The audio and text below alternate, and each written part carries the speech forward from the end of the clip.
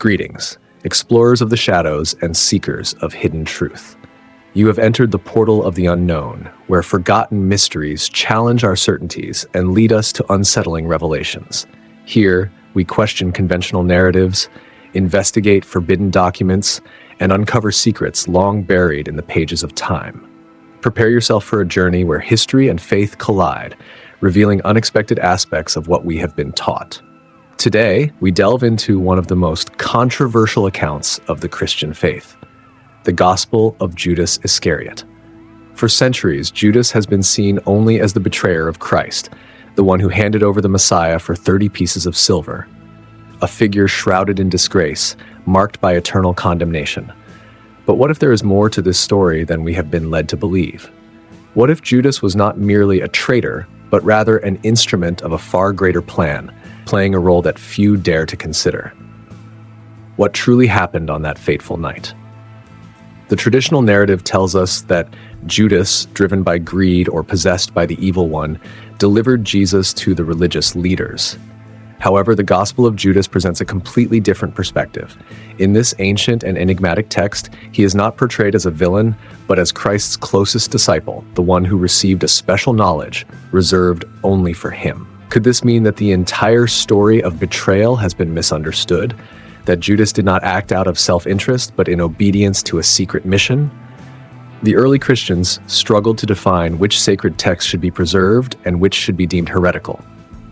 The Gospel of Judas was one of the writings rejected, banned, and ultimately forgotten. But why? What was the true danger of this gospel to the emerging church? And more importantly, if this document offers a different version of the events that shaped the Christian faith, what are the implications for everything we believe? As we explore this gospel, we enter a dangerous territory where the truth may be uncomfortable. If Judas truly played a crucial role in the divine plan, it would completely change our understanding of sacrifice, redemption, and destiny. After all, if it was through his actions that Christ fulfilled his mission, was Judas a traitor or a divine instrument? Was he chosen not for condemnation, but for a higher purpose?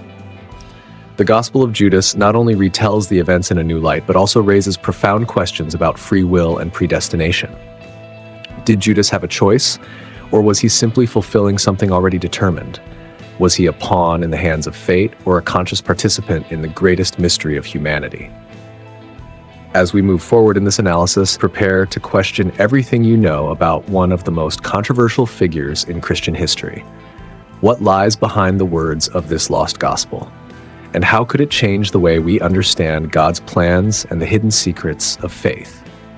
Stay with us, for this journey has only just begun. In Matthew chapter 26, verse 24, Jesus declares, "The Son of Man will go just as it is written about him. But woe to that man who betrays the Son of Man. It would be better for him if he had not been born." Harsh words that seal Judas's fate as a villain. A solemn warning, a sentence that has echoed through the centuries as a definitive condemnation. But what if this phrase holds a deeper meaning? What if his betrayal was part of a greater plan, a divine design that few have understood? Judas's story has always been told through the lens of betrayal and punishment. He was cursed by the church, transformed into the ultimate symbol of disloyalty. His decision to hand Jesus over for 30 pieces of silver is seen as an act of pure greed or demonic influence. But when we examine the details of the biblical narrative, unsettling questions arise. If Jesus already knew he would be betrayed and that his death was inevitable, to what extent did Judas have a choice? Was he truly a traitor, or was he merely fulfilling a necessary role within God's will? The Gospel of Judas, a Gnostic text discovered in the 20th century, suggests a different narrative.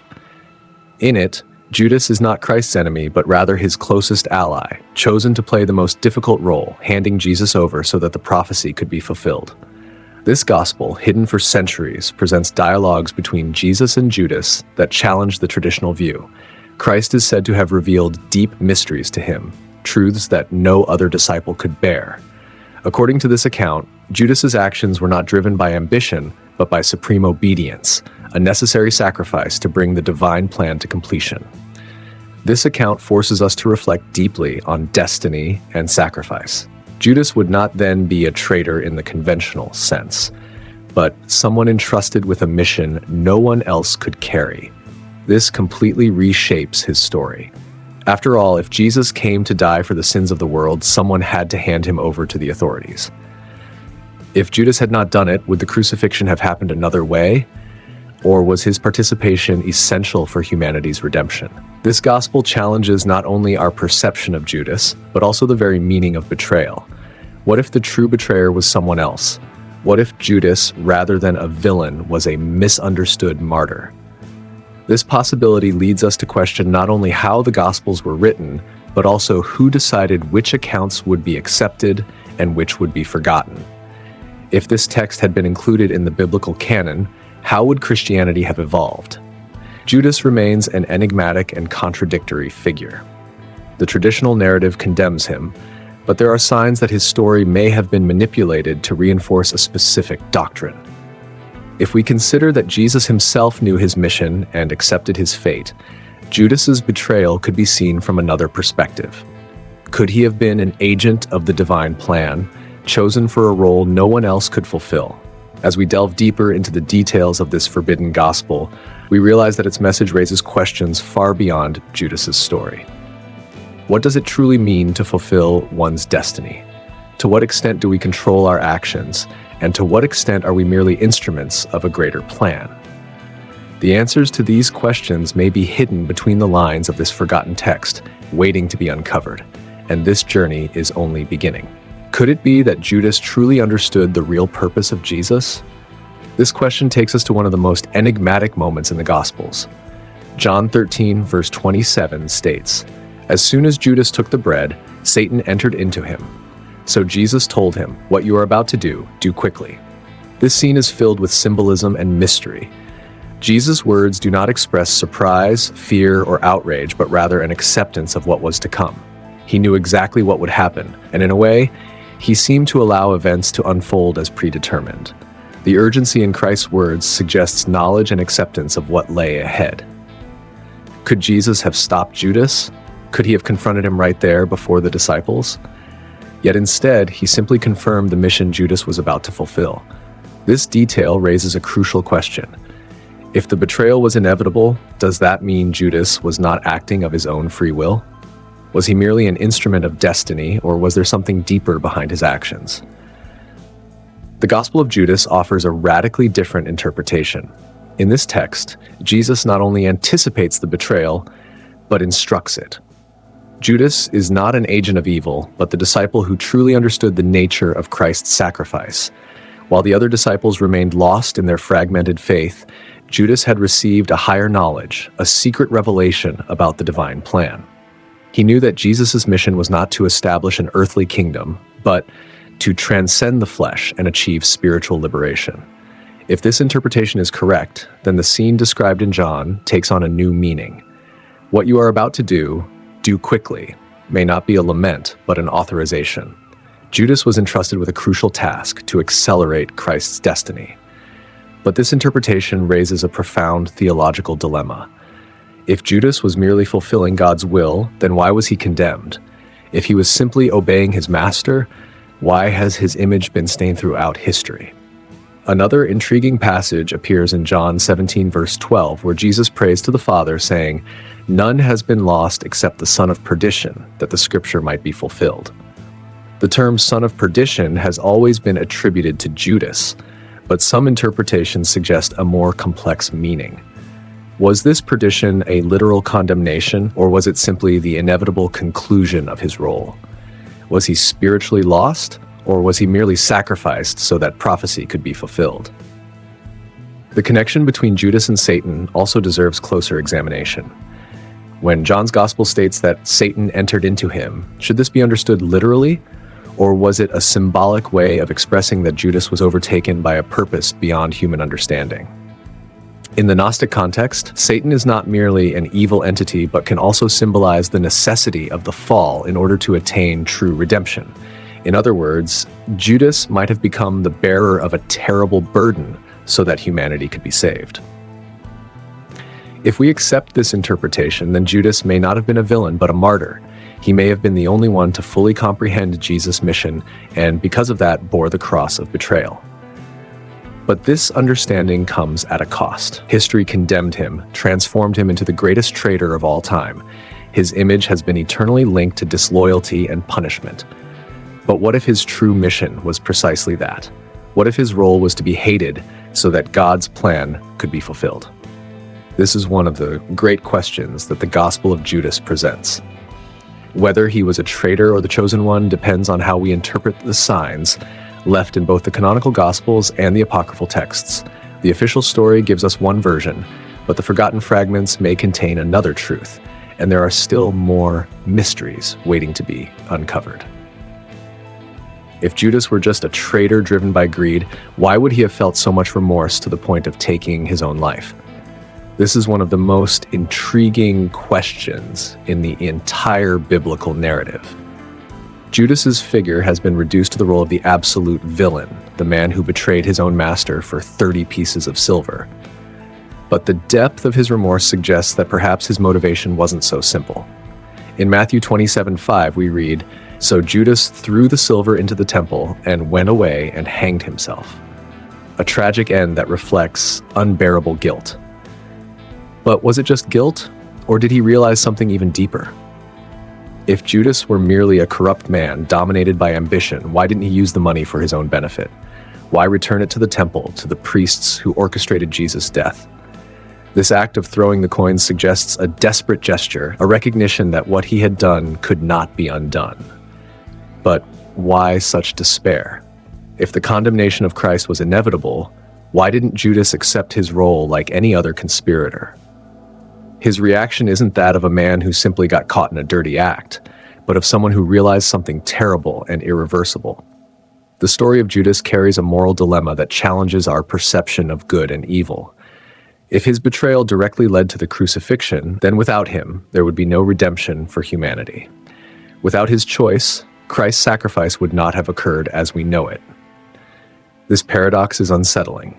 Was Judas cursed for something that, in the end, needed to happen? If he hadn't done what he did, would Jesus have fulfilled his mission? Or would someone else take his place, since the divine plan could not be thwarted? Jesus himself affirmed that he would be betrayed, but never asked to be saved from that betrayal. On the contrary, he accepted his fate with full awareness.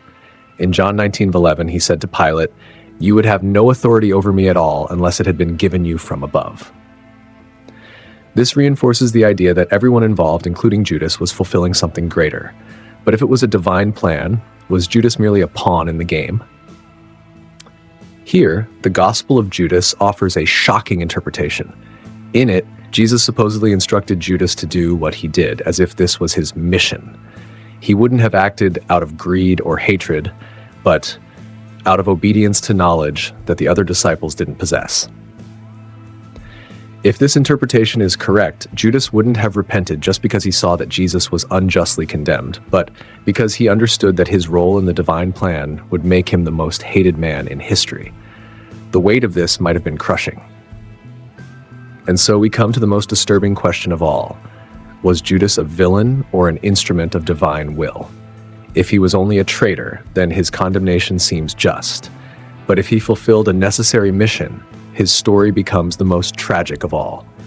He would have been the man who sacrificed his own honor to ensure the salvation of the world. He would have been chosen, but condemned to never be recognized as such. This dilemma makes us reflect on the very duality of good and evil. Often the darkest events are necessary for the light to manifest. Judas's story forces us to question how much control we truly have over our own destinies, and whether, in the end, we are just instruments of something far greater than we can comprehend. But the journey through these mysteries is far from over. We look at him with condemnation, but how many times have we also been tempted by difficult choices, pushed by forces we don't understand? Could it be that at some point, we all carry a little bit of the weight of Judas? This is a reflection that goes beyond the story of one man and challenges us to look within ourselves. Judas was moved by external and internal forces that pushed him to make a devastating decision.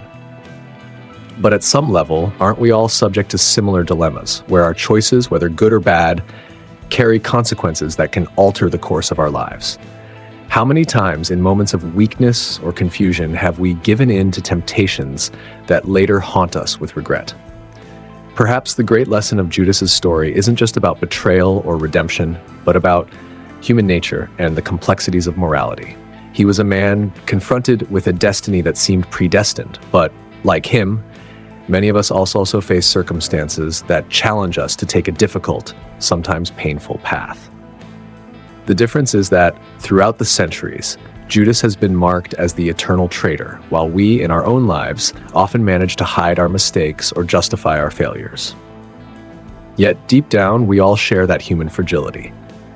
This perspective makes us question how responsible we really are for our choices and how much we are, in fact, simply playing a larger role that we do not fully comprehend. Life often puts us in positions where decisions are hard and the future is uncertain. And like Judas, we can be led down paths we never imagined walking, confronted with the weight of our actions and the consequences that follow. Could it be that deep down, he was simply fulfilling his part in a great plan that in its entirety could not be seen or understood by him? And could we, in our search for answers, also be part of something much larger than we can grasp? If this mystery sparks your curiosity, subscribe to the Portal of the Unknown and continue with us on this journey through the shadows of history and faith. The answers may not be easy, but the pursuit of truth is always worthwhile. Here, in the Portal of the Unknown, we challenge you to go beyond ready-made answers, to question, to explore, to reflect. The path is winding, but it is precisely through this journey that we come closer to what truly matters. The truth, often hidden in the shadows, can only be unveiled by those who have the courage to look beyond what is visible and comfortable.